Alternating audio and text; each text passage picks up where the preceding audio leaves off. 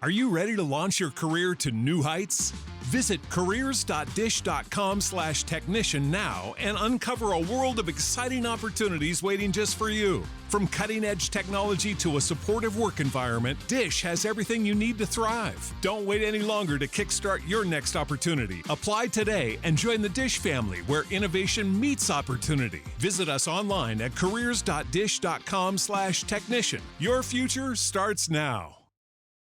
You're listening to the Archaeology Podcast Network. You're listening to the Archaeology Show. TAS goes behind the headlines to bring you the real stories about archaeology and the history around us. Welcome to the podcast. Hello and welcome to the Archaeology Show, episode 234. I have to say it that way. On today's show, we talk about 3 recent news stories from Greece. Let's dig a little deeper before we get too deep into those cocktails. Got to get this podcast done. Wow.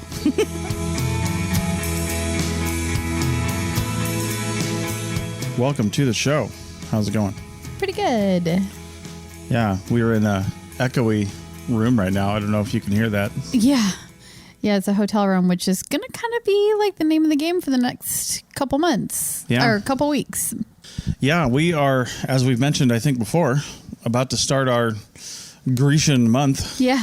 Yeah, so we're going to have a couple Greek-themed podcasts to selfishly teach us a little more about Greece. Yeah, because obviously we're super excited to go to Athens and see all of the really amazing archaeological remains and ruins that are there. And then we're going to a couple islands, so we're going to check out those areas. And basically everywhere we go, we plan to, see the ruins.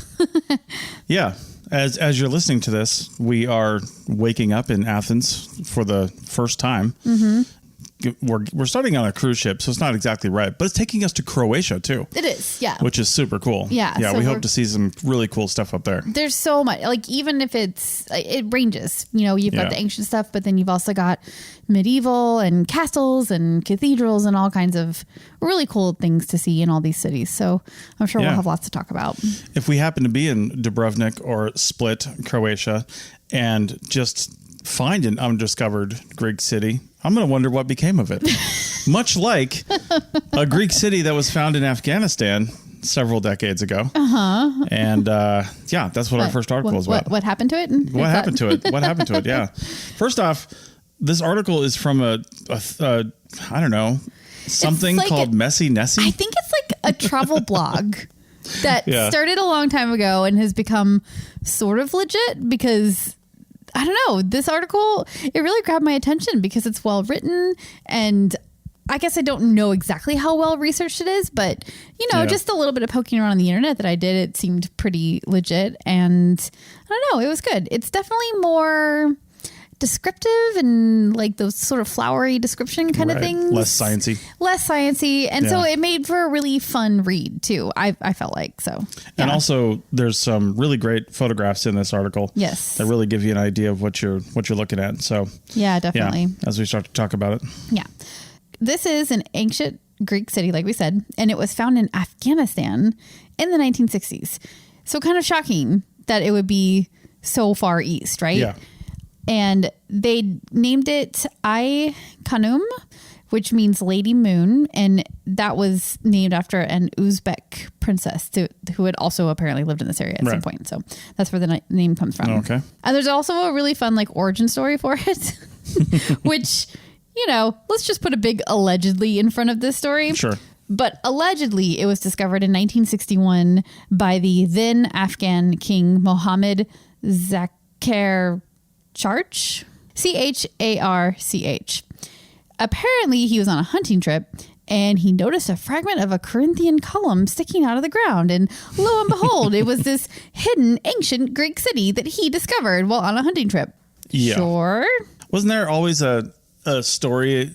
I think it was truth, but turned into urban legend. And it was something like down in somewhere in Maya country where somebody was walking along and tripped over a rock is how the story goes. And it was the tip of a pyramid in a Maya city. I think that's all just like urban legend. Yeah, a little bit. I have no doubt that this city was discovered this way. Sure. There was probably a column sticking out of the ground.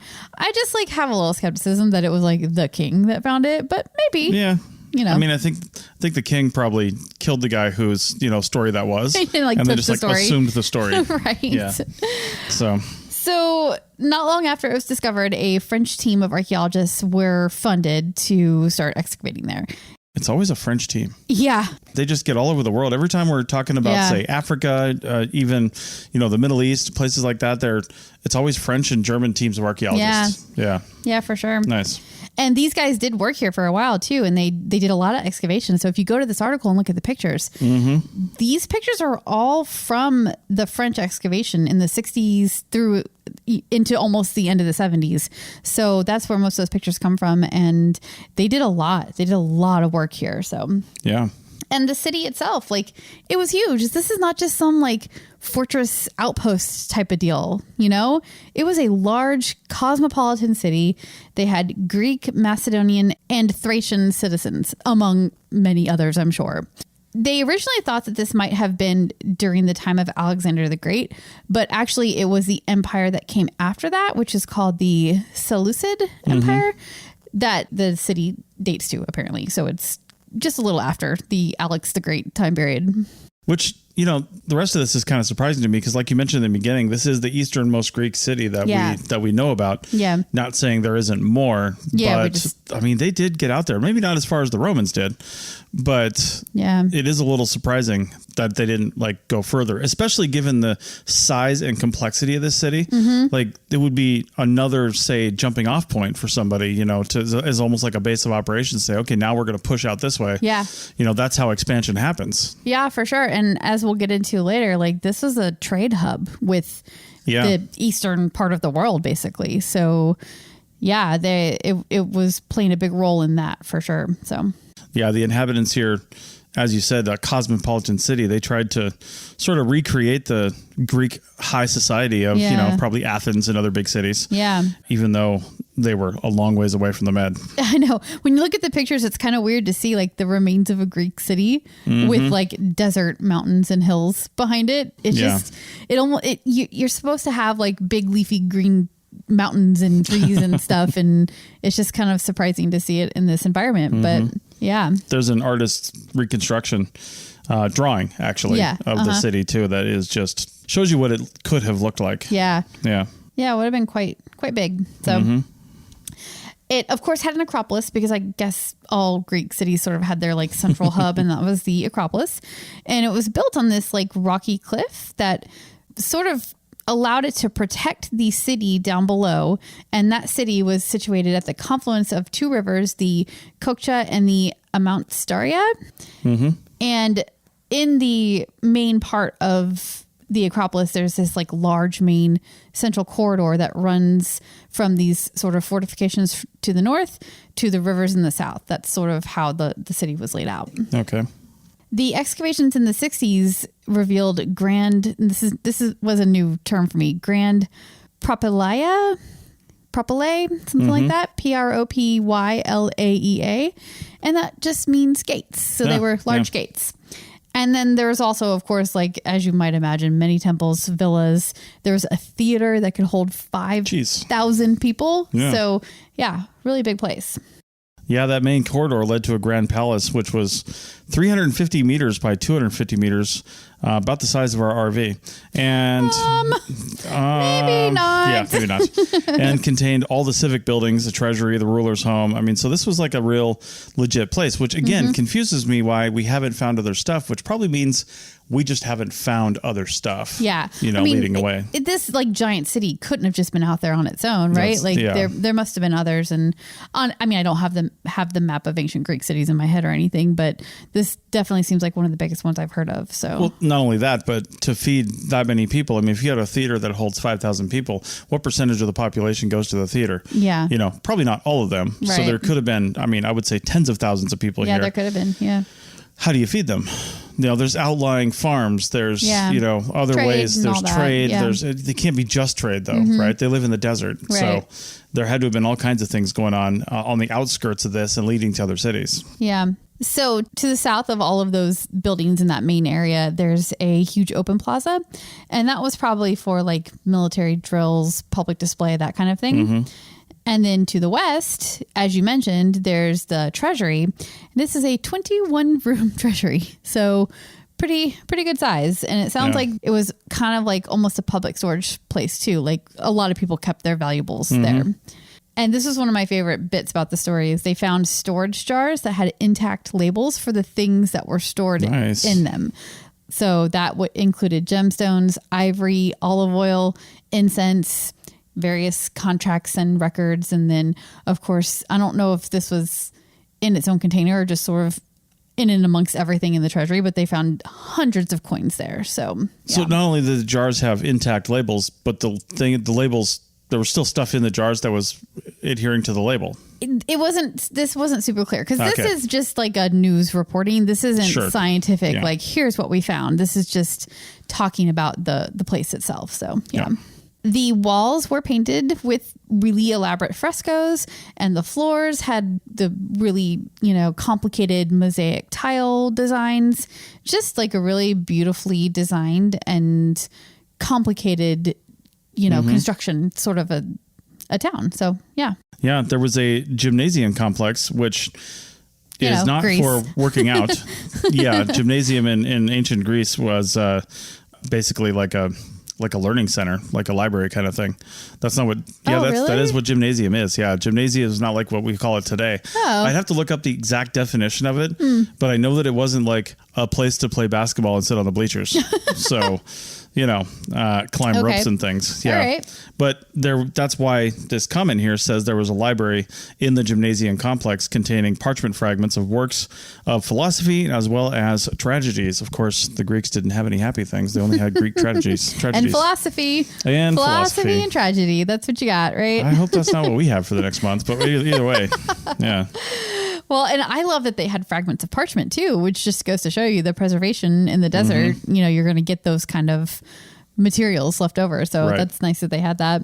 Yeah. And as we mentioned, there would have been a lot of resource gathering around the outskirts, which makes you wonder why in 145 BCE, the nomadic tribes surrounding the area that were kind of out in the area basically invaded, and that was the end of this city as a Greek stronghold. It sounds like it was a pretty abrupt ending. Yeah. Now the people weren't just gone, right? It just wasn't exactly like a city driven by the Greeks. It changed.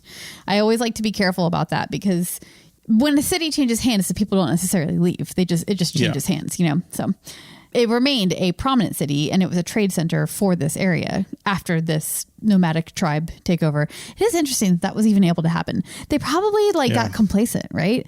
Like they're out in the middle of the desert. They control this whole area probably, and they're just doing their thing. And all of a sudden the nomadic tribes came in and were like, nope, ours now. See ya, Greeks. I can't remember. Did it say in the article when the city itself, even after it was stopped being like a prominent Greek city, fell into ruin?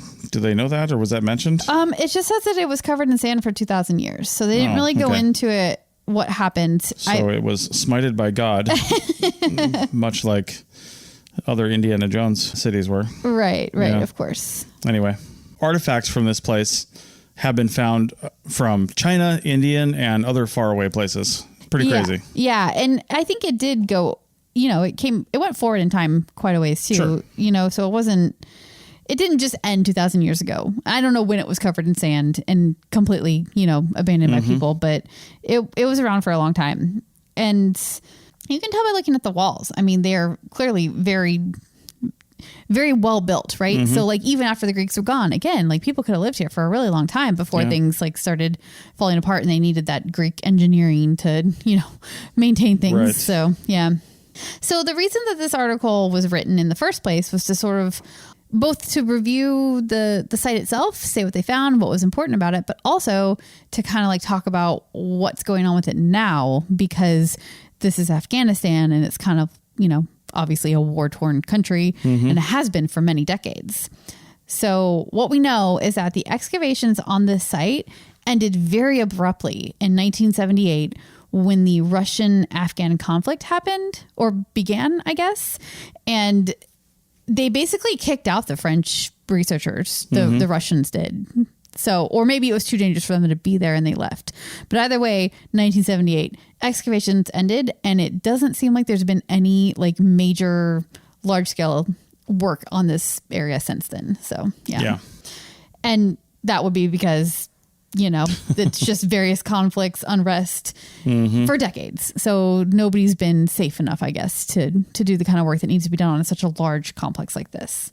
Yeah. And as military sometimes does, they didn't do very good things to this place. No, right? No, they use what they need when they need to, right? Yeah. The palace walls and foundation were gutted and used as a quarry. Some of the limestone capitals were destroyed in lime kilns, and capitals, the tops of columns. Yeah, things like that. And usually the very nicely carved, pretty tops of columns. Those are the ones that were, I guess, not melted down. Melted down is not the right word, but I guess. Yeah. I guess it is melted, kind of, because a kiln is, you get it hot, right? So, Anyway.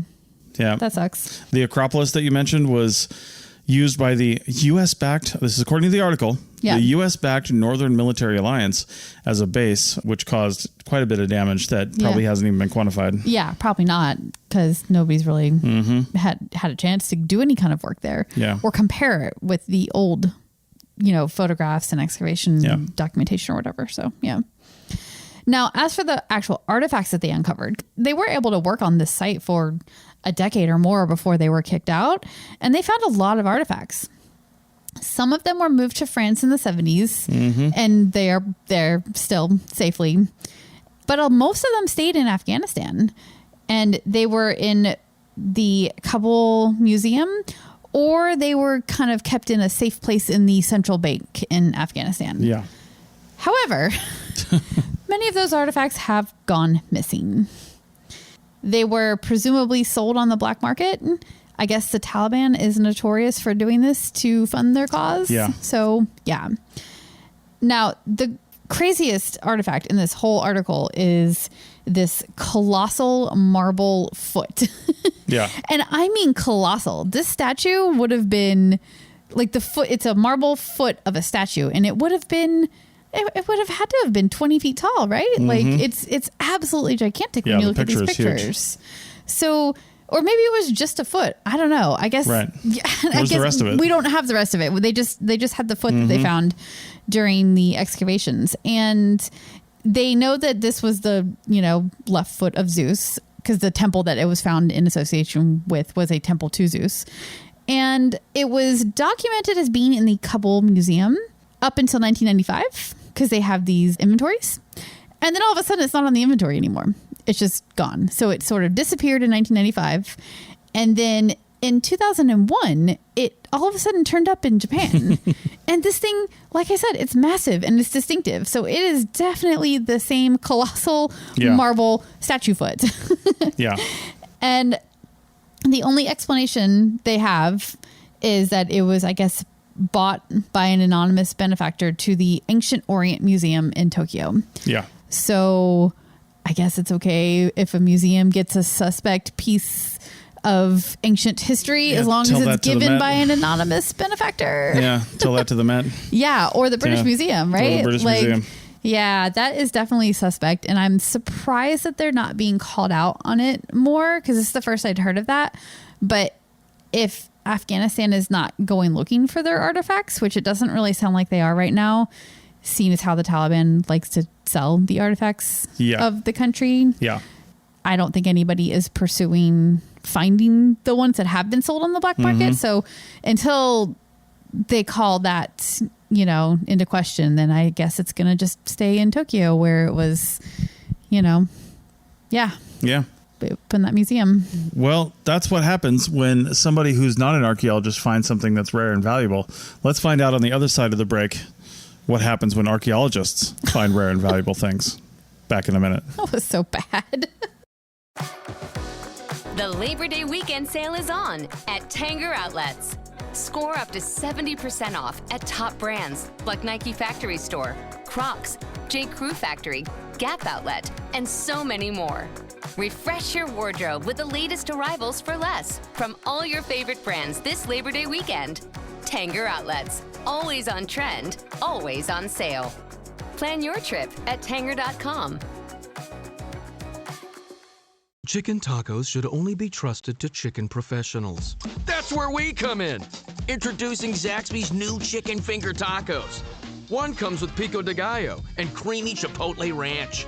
And the other comes with bacon, lettuce, tomato, and avocado ranch.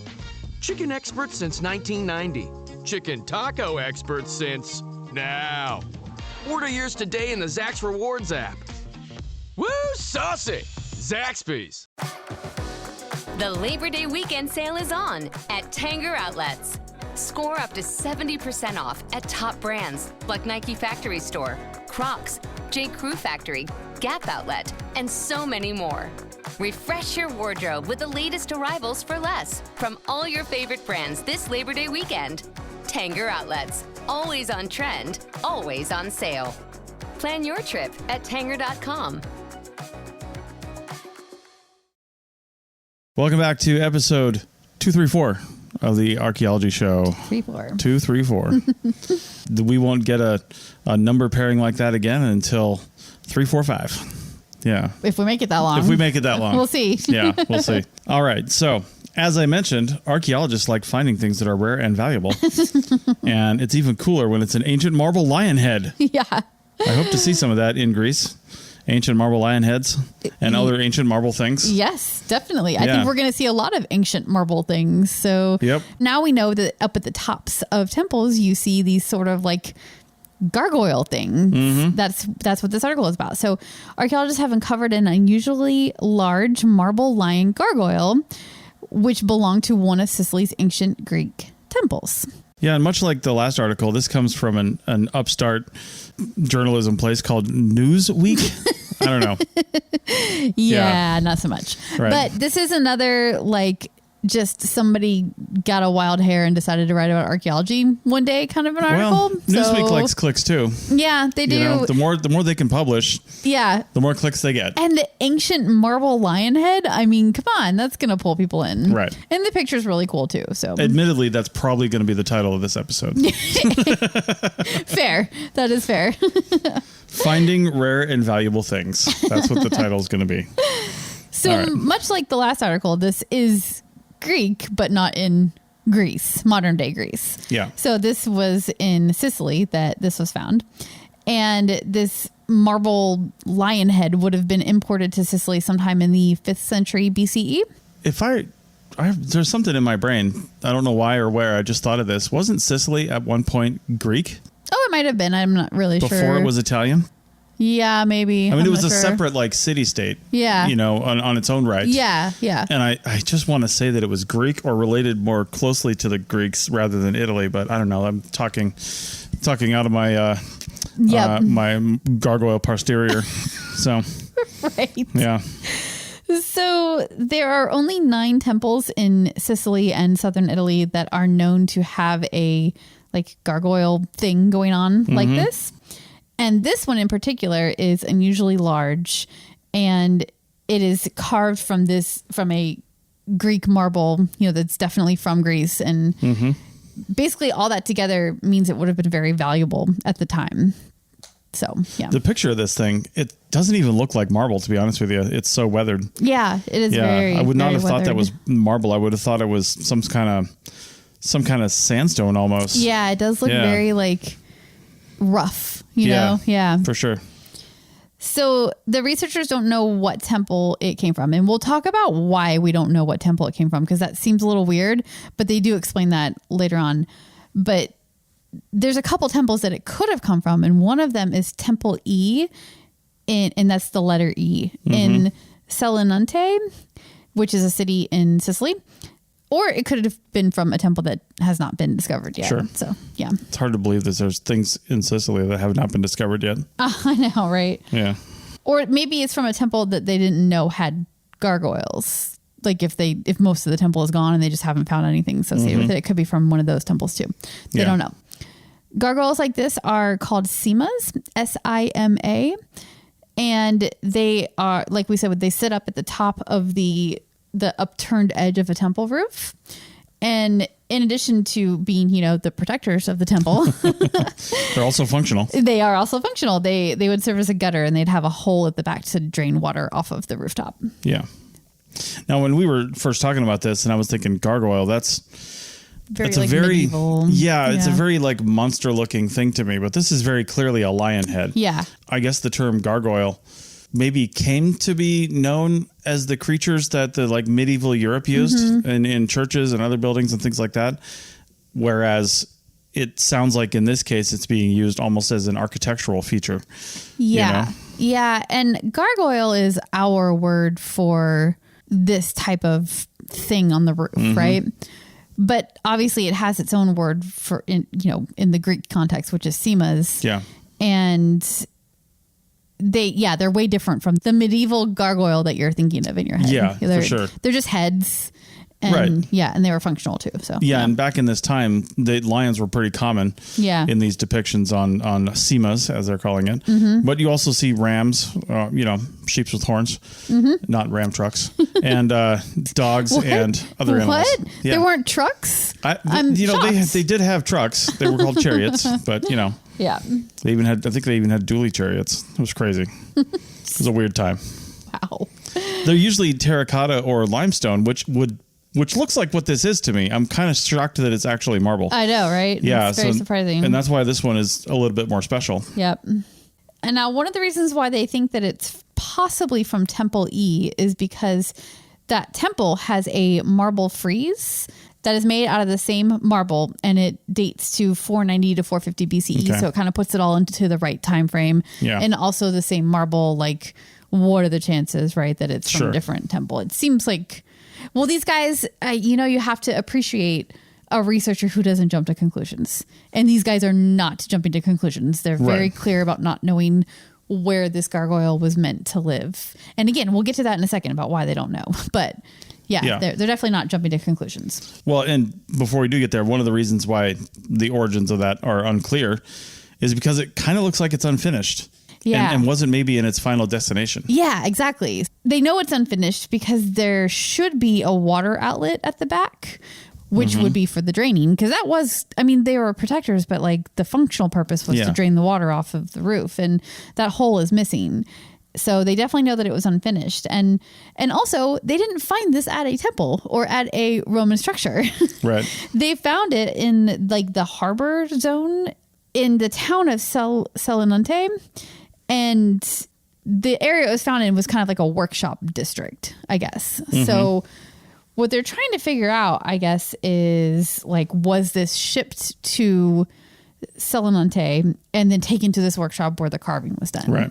That seems like a pretty good assumption. But again, like I said, these researchers are definitely not jumping to any conclusions. They want solid evidence before they say anything like that. But just from the sort of circumstantial evidence, I guess, it seems like, it was shipped over.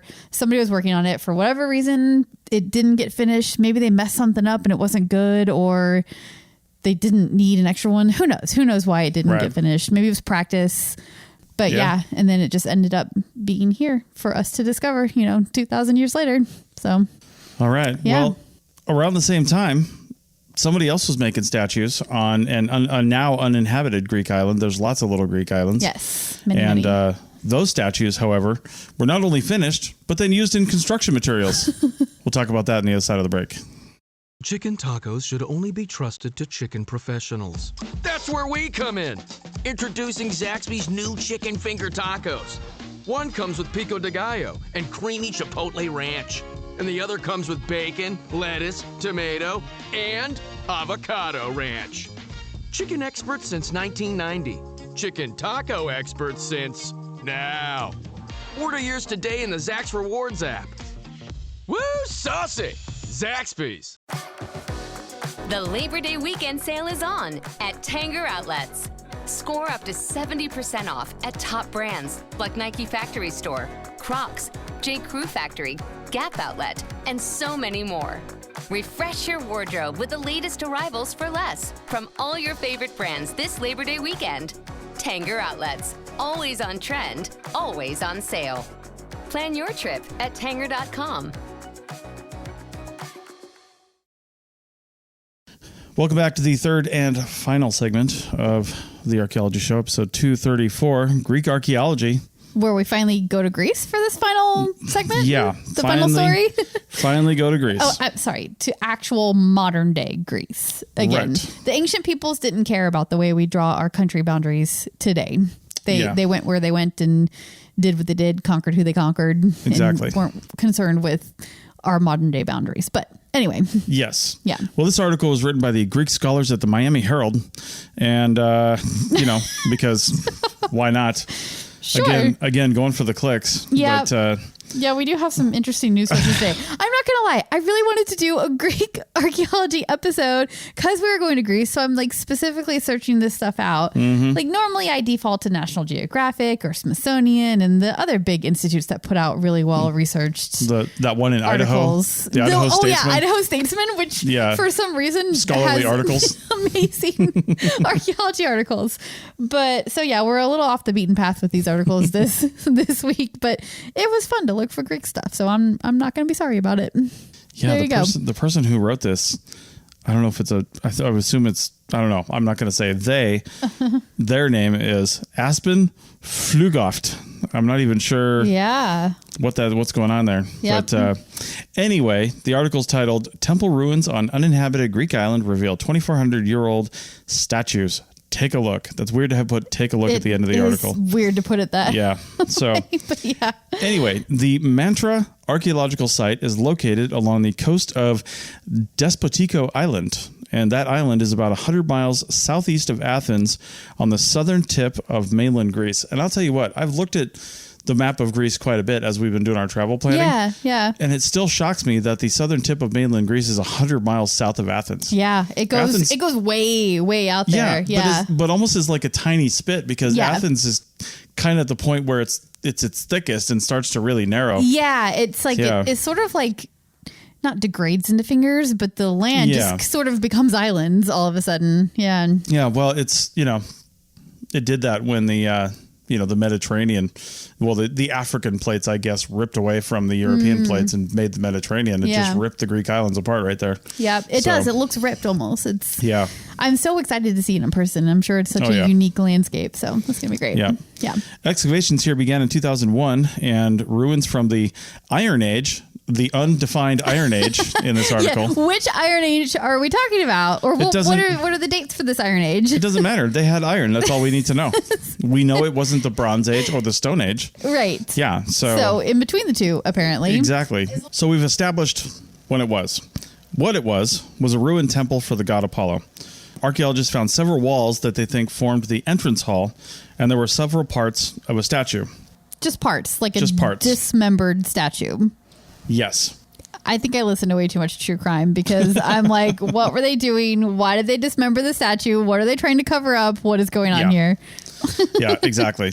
The statue itself dated to about 2,480 years old, and they don't mention how they dated it. Probably some form of relative dating. Mm-hmm. Other artifacts, things around it, because you can't date the stone. The stone is, 200 million years old. Right. Yeah. And it could have been the style of the statue too, because sometimes those are very specific to a time period. Yeah. Stylistic dating is very important. Especially in Greece. Right. And do you remember what the word is when you put things in order of stylistic differences? No, I don't. Seriation. Oh, yeah. Aren't you a little smarty pants? I know, right? Where'd you pull that one up out of your, I don't know. I just thought of it. The deep recesses of your brain. Yeah. We're going to break the fourth wall here. Somehow the recording stopped and we actually said all this already. Yes, and I did not remember the word seriation the first time. You definitely did not. All right. So anyway, awesome. The statue itself depicted a male figure standing upright. And now here's where I'm a little bit confused. The statue type, they said, is called a kouros, Kouros. Yeah. And this one is the upper body and torso of a carved figure. The lower legs, arms, and face are gone. So I was kind of like, okay, so is a kouros a male figure standing upright, or is a kouros the upper body and torso of a male figure standing upright? Is that a special thing? I would say that it's probably the whole statue. Take the dismemberment out in this particular case, because Kouros, Kouros, kind of sounds like chorus, which is like background performer kind of thing. Sure. These statues could be sort of that like stylized, this represents a man kind of a statue, and Sure. they all sort of look the same. That I could see that being what those maybe. are. Yeah.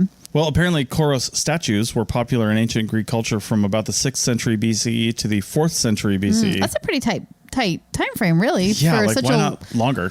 I don't know, Yeah. but it means that you can use that style to date this. I mean, you get a 200-year time frame all of a sudden, and that's actually pretty good for Greece, you know? Yeah. There's thousands of years of history in Greece, Right. so yeah. Well, according to this next little bullet point I pulled out of the article, I think we answered the question. It is not just the upper body and torso, it's the young male figure, Yeah. which is a Kouros. Yeah. Because young male figures were used as tombstones, monuments, and sometimes represented the god Apollo. They're not saying young male figures, torsos, and upper bodies. No, So, no. yeah. Just the full figure. Right. Yeah. Full-figured man. Yes. Now, it's interesting that it's called a Kouros. I want to look that word up a little more because the Greek word for man is aptos, not Kouros. It's a very different word. So, it's interesting. Maybe it means young man. It could be a doesn't, totally 'cause different that's word. Agori. Oh, okay. Yeah. So, and Koritsi is girl. Oh, look at you go. Hineka is woman. Wow. I know. Learning some Greek. Learning some man. Greek. Apollo was one of the most widely revered and influential of all the ancient Greek and Roman gods. You gonna break the fourth wall again? I'm laughing because I typed these notes up and somehow autocorrect changed influential into influencialo. Why would it even do that's like a different language? Yeah, There's just an like accent went- and everything. I went to Spanish or something. I don't even know. I don't think that's Spanish. I don't think it is maybe either. I don't know what it is. Italian? Anyway. Anyway. Oh, man. So Apollo was worshipped as the god of religious law, prophecy, crops, and the sun, of course. I always think of Apollo as the sun god. Yeah, for sure. Apollo and Ra, tight. Super tight. Right. Yeah. So Who was Apollo the twin of? He's a twin, right? There's day and night. I can't remember who he goes with. well, there's dawn, day, and dusk, I think. And then there's, wait a minute. Am I confusing? You're confusing it with the show Foundation. that we haven't been able to go back and Foundation. finish because it's so complicated and I Yeah. forget everything that has happened. No, it's fine. We'll finish it. Yeah, we will. Anyway, Yeah. the god of religious law is something I didn't know. No, I didn't know that Yeah, either. I hadn't actually heard that one before. The rest of it kind of makes sense. So it Yeah. kind of, crops, obviously. Prophecy? Sure. Why not? Yeah. The fragments of 2 other Kouros statues were found in the area as well. When the Apollo sanctuary was functional, the statues more than likely lined the entranceway. Yeah. That's what they think. Because I probably could have told you that. I mean, that's just common like Greek That's things. what you would do. Right. You line them up. Yeah. Yeah. That's why it just makes sense to me that this was like a typical, like standard statue. Nothing Yeah. special. They're pumping them out, selling Yeah. them to whoever needs, a walkway lined with young Right. men, Yeah. I mean, there's probably a lot of people we know that need a walkway lined with young men. I'm not really sure. Statues. Yeah. Oh, statues. Statues. Yeah, sure. Statues of young men. Right. Yeah. Anyway, here's the real cool thing. Yeah. First off, go look at the pictures because there's this one of the I ones they love pulled it. out of here is really great. Yep. It really is faceless with no arms, and he's got legs, but just no lower legs. Yeah, it's really crazy. But anyway. Do you think it was vandalized? Was it like... I think so, given the next picture we're going to talk about. That... Yeah. So, and I don't think it was vandalized because what they said was after this area was abandoned, or at least after the temple was abandoned, there's still people there. They're still Yeah. doing things. And they're like, But they don't care about Apollo anymore, or apparently not. whoever these statues were meant to be. maybe they just were like, hey, I don't think that's Apollo. Do you think that's Apollo? Yeah. No, I don't think that's Apollo. Great. Hack that guy up and we're going to use him in the building I mean, materials. it's stone. So, But just- don't reduce, just seeing reuse, this, like, recycle. Seeing this like head amongst these rocks in this wall and then this like mannequin body also is forming part of the wall is pretty funny. Isn't that creepy? Like, can you imagine living in a house where like one of the stones is the torso of a statue? Yeah. That seems like it would be pretty creepy, but Yeah. It's pretty weird. But I love the attitude, right? Like it's solid material. It's already there. It's kind of the right shape, at least when you decapitate it and break it up into 2 pieces. Yeah. So yeah, why not? Put some statues into your walls. Exactly. So along with those sophisticated architectural elements, they also excavated some new sections indicating that they'd excavated some old sections of this a while ago. But as far as this release goes, this press release, they excavated new sections of the water management system at the site, which included an oval water tank, which is pretty cool.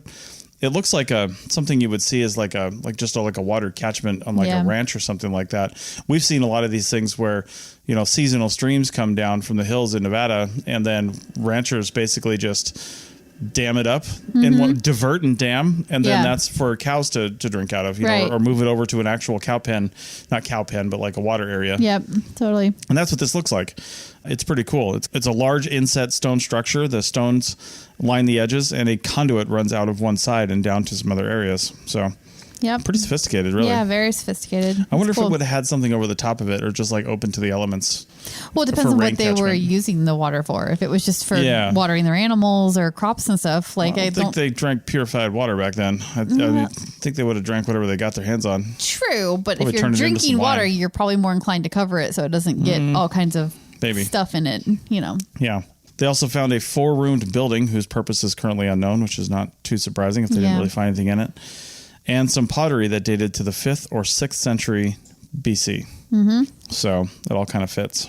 On the other side of the site, a 2,600-year-old religious structure is being restored, and there's a super cool photo of that. One of the last ones in the article here. Yeah. Yeah, they're just trying to recreate the thing. It's so white. Yeah. It's really cool. Well, it would have been, right? Yeah. All the marble and limestone they used. Yeah, totally. Ancient Greece would have been extremely bright. Very white, bright. Yeah, totally. Yeah. So I love it. Yeah, the photos show it in mid-restoration with it being a rectangular white columned building. So kind of small, actually, to be honest. This little one here.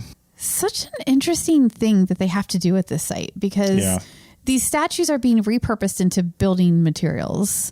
So they have to obviously document the buildings that have the statues as part of them, but then they also probably have remains that date to the time of the statues. So they're kind of like, okay, this statue here, which is now part of the wall, is actually probably from this earlier occupation that we have evidence of over here. It's like you're kind of like detangling this like web of reuse of materials. It's got to be complicated, but also really, really neat. It makes you wonder what other stones were taken and reused that were from other older structures too, Yeah. Makes it hard for archaeologists, but it is really great to reuse things. So can't really fault them for it. Absolutely. Yeah.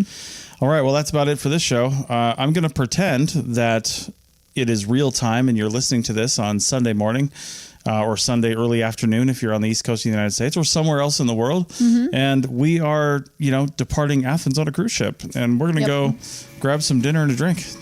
All right. With that, we'll see you later. Probably get some feta too.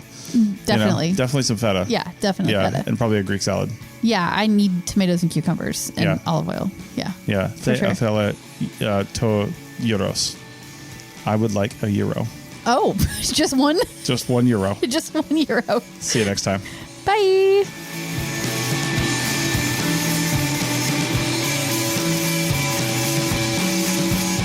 Thanks for listening to The Archaeology Show. Feel free to comment and view the show notes on the website at www.arcpodnet.com. Find us on Facebook, Instagram, and Twitter at ArcPodNet.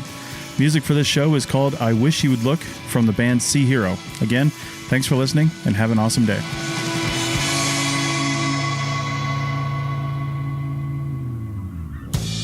This episode was produced by Chris Webster from his RV traveling the United States, Tristan Boyle in Scotland, DigTech LLC, Cultural Media, and the Archaeology Podcast Network, and was edited by Chris Webster. This has been a presentation of the Archaeology Podcast Network. Visit us on the web for show notes and other podcasts at www.arcpodnet.com. Contact us at chris@archaeologypodcastnetwork.com.